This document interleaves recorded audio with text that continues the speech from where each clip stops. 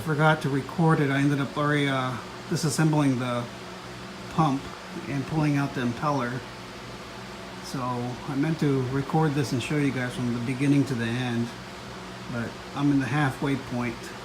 But this is a pump that I use to vacuum ponds, and it was giving me issues on the impeller shaft. It was sticking, so I knew it was the bearings that needed to be replaced. So I ended up getting 2 new bearings, seal kit, a new gasket.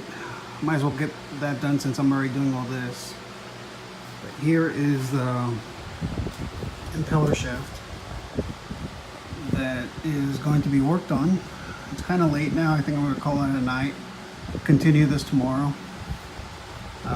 This bearing I need to pull out. The bearing behind it, I need to pull that one out. Here are some of the tools that I use. Not all the tools, but some of them.